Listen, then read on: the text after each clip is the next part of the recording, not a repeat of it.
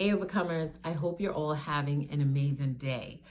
Today, I want to answer a viewer's question. And basically, they asked, how do you deal with frustration while you are manifesting?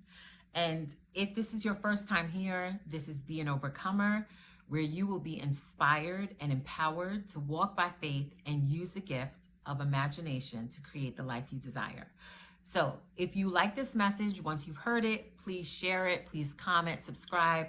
Thank you all so much, all of you who have been here. I appreciate you all so much. So I want to just jump into this video, and I'm going to read to you from The Power of Awareness by Neville Goddard. And it says, the principle of least action governs everything in physics, from the path of a planet to the path of a pulse of light. Least action is the minimum of energy multiplied by the minimum of time. Therefore, in moving from your present state to the desired state, you must use the minimum of energy and take the shortest possible time. Your journey from one state of consciousness to another is a psychological one.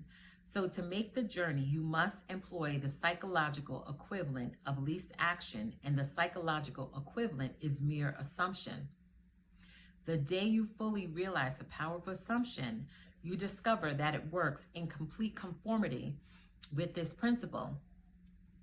It works by means of attention minus effort. Thus, with least action through an assumption, you hurry without haste and reach your goal without effort. Because creation is finished, what you desire already exists. And I want to stop there, but I need to read that again. Because creation is finished, what you desire already exists. See, here's the thing.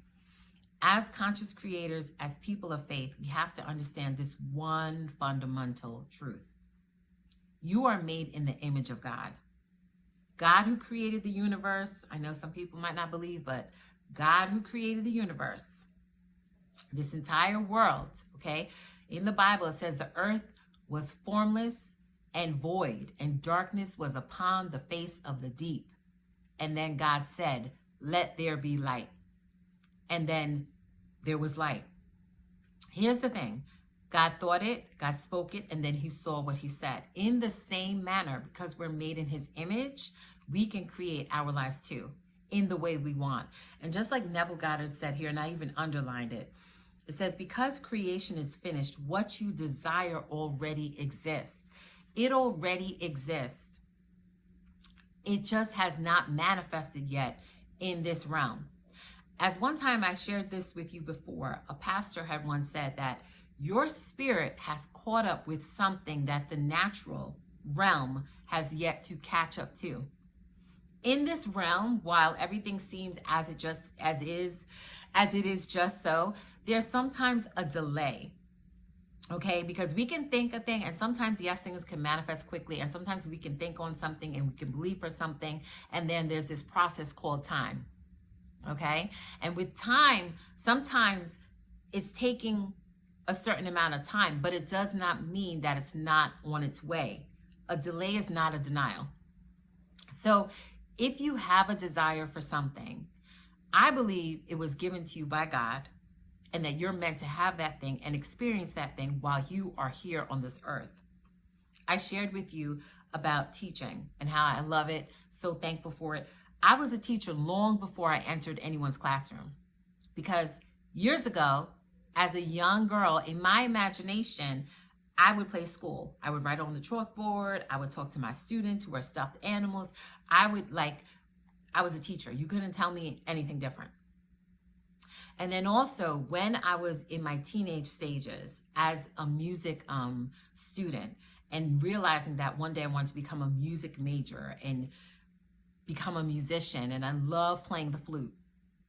Okay, if you want to see some of my music or hear more about my music, you can go to DaraMarieProductions.com.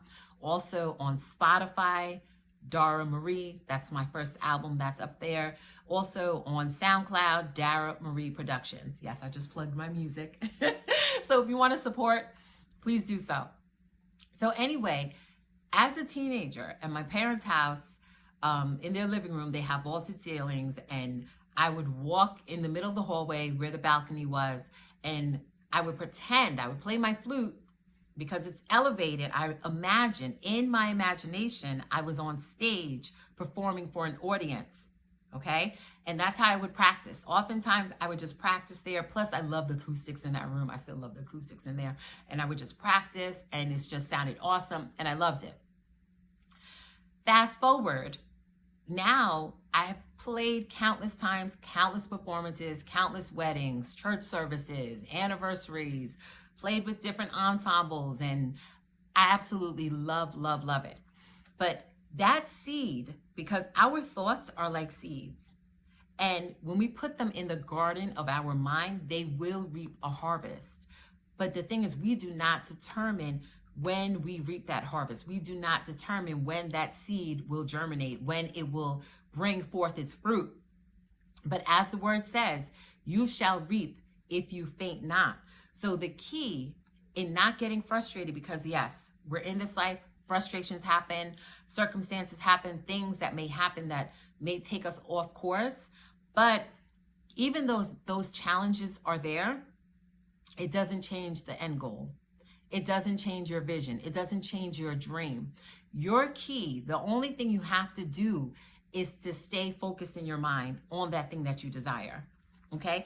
As Neville Goddard said here, to have that manifestation in the shortest amount of time with minimal effort, okay? He talks about an assumption. So in your mind, you must assume that you are already that thing. So for example, like I told you, with being a teacher, I was a teacher long before it was caught up and confirmed in the natural. I saw myself as a teacher. I was a performing musician long before I actually performed for an audience.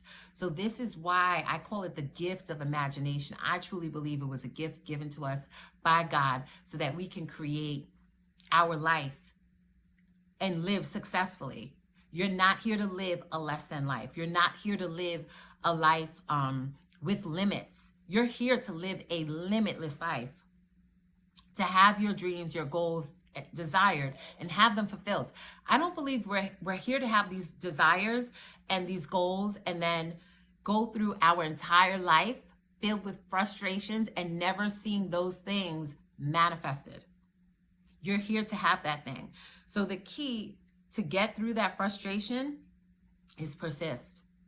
Walk by faith, not by sight. When something shows up that's contrary, immediately I want you to start to speak to it, start to think the opposite.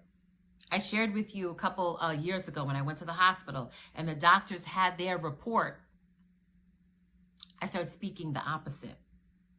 As the Bible says, whose report will you believe? We believe the report of the Lord. I believe that God has called me for greatness. God has called you for greatness. And I believe that God has a call on your life. You're not here by accident.